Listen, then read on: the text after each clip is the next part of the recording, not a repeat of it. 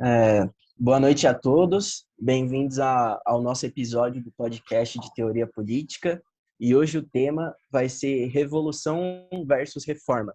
Nós trouxemos aqui dois grandes autores de cada cenário, de cada visão política, e nós vamos falar um pouquinho deles aqui hoje. A gente vai começar primeiro com o Pedro Henrique falando sobre o Burke. Bom, boa noite. Meu nome é Pedro Oliveira e o Burke, ele é um autor conservador, né? E por ele ter essa visão, ele vai defender mais a ideia de reforma. Reforma no sentido de que você tem que pegar um ponto específico da organização social, da máquina pública, de qualquer estrutura e você promover uma mudança nesse ponto específico e com muito ceticismo e olhando quais são os desdobramentos desta mudança, desta reforma. Não adianta você reformar, você buscar realizar uma revolução, ou seja, você sobrepujar toda a estrutura social para você conseguir alguma mudança, ou alguma vantagem ou algo do gênero. Não.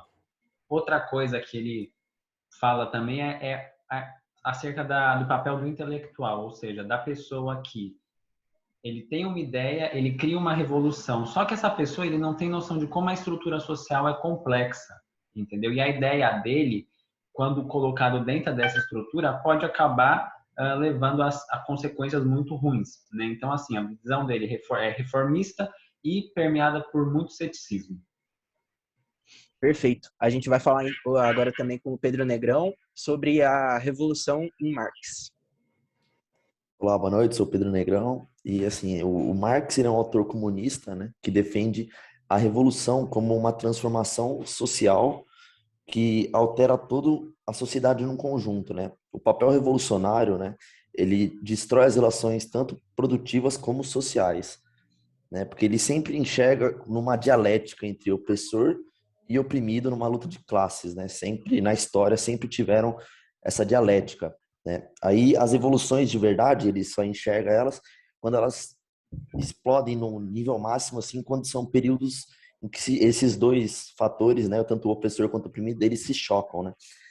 E assim, para ele, diferente do Burke, né, que enxerga com meio que um elitismo, né, para realizar a reforma, né, ele enxerga a revolução que tem que vir de toda a classe, né? A classe tem que se unir na coletividade para que no movimento da maioria pela maioria. Perfeito, exatamente, é o trabalhador univos, né? Vamos É. para o nosso primeiro tópico aqui, que é o tópico da Revolução Francesa, que é algo muito discutido pelos dois autores e que é importante a gente traçar aqui uma linha entre o que um pensa e o outro pensa. Vamos começar pelo Pedro Henrique novamente, sobre a Revolução Francesa na visão do Burke. Bom, então, o Burke, como eu falei, ele não enxerga bem, então, essa ideia de revolução, né? Muitas pessoas acabam concordando com a visão dele, falando que realmente, na questão da Revolução Francesa, ele estava correto, né? Existem correspondências entre ele e o Thomas Paine, que era um intelectual que ele trocava ideias, né, acerca disso. Ele falava o seguinte: olha, não adianta você simplesmente querer sobrepujar toda a estrutura absolutista para você recriar uma nova sociedade do nada, entendeu? Para você criar uma nova estrutura social do nada. Para ele, o que era certo era você fazer o que os ingleses fizeram na época, que foi a Revolução Inglesa, ou seja, você promover mudanças, sim, aceitar as mudanças, mas não de uma maneira revolucionária, destrutiva. Você aceita mudanças, acompanha elas com bastante ceticismo, né? Mas ainda assim deveria ser preservado alguns elementos do antigo regime, né? No caso da Revolução Inglesa, a gente sabe que foi preservado a monarquia, certo? Uma monarquia parlamentarista, ou seja, o rei perdeu o caráter absolutista, mas a figura do rei ainda permaneceu, entendeu? Ou seja, se preservou aquilo que era considerado bom e se substituiu, mudou-se aquilo que era considerado ruim na época. Mas, no caso da Revolução Francesa, o Burke mesmo fala, e a gente sabe que depois que a Revolução Francesa aconteceu, você teve o período do terror, foi o período da ditadura, e depois teve o período napoleônico, né, que também foi outra ditadura. Ou seja, os ideais da Revolução Francesa em si, eles não vingaram, né? Eles não tiveram boas consequências se a gente pegar a visão de reforma. Agora, tratando um pouco da visão do Marx, é algo completamente distinto do que o Burke pensava, né?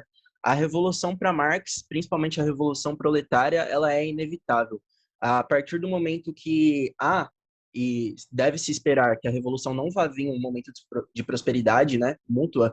Então, em um momento de baixa prosperidade, o proletário, o trabalhador deve se unir como uma classe inteira e deve fazer a revolução. E a revolução ela foi necessária, né, para tirar o poder do antigo regime, né, do o poder monarquista e colocar o poder burguês. Realmente, não o resultado não foi dos melhores porque foi uma revolução burguesa. Mas mesmo se tratando de uma revolução burguesa, a revolução foi necessária para tirar o déspota antigo e colocar o novo regime. E é de se esperar que no futuro haja novamente a revolução, em um momento de baixa prosperidade, porque é esse o rumo natural da sociedade.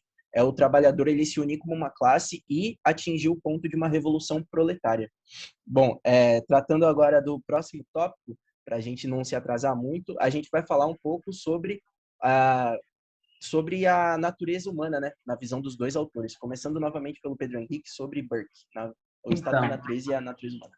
ele fala um pouco sobre a natureza humana acerca da questão do ceticismo, né? Assim, a natureza humana, por excelência, ela é muito limitada. Então, a revolução, ela é uma ideia do ser humano, ela é uma ideia de um intelectual, e por isso ela tem que ser colocada com muito ceticismo. Eu vejo que, pelo fato dele ter a visão conservadora, ele enxerga que a estrutura social é muito complexa e a natureza humana, por si, ela é muito limitada para promover qualquer ideia, qualquer revolução que vai causar uma mudança boa, que só vai ter boas consequências. Acho que essa é a visão do Burke sobre a natureza humana.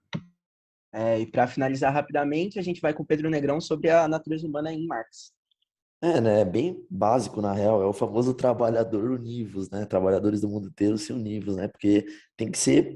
A classe inteira tem que se unir para ter uma autoemancipação, né? Para todo mundo coisar. Não pode vir de cima, diferente do que o Burke defende. Tem que a classe inteira, numa ação coletiva da massa, para dar certo a revolução, né? Porque que nem quando a burguesia fez a revolução dela, a massa estava meio fragmentada, né? Por isso que não deu tão certo, segundo ele. Exatamente. O nosso tempo é curto, então a gente já vai finalizar por aqui. Eu agradeço a todo mundo que visualizou, agradeço a professora Carolina pela oportunidade da gente estar aqui fazendo podcast. Obrigado a todos e uma boa noite. Boa noite.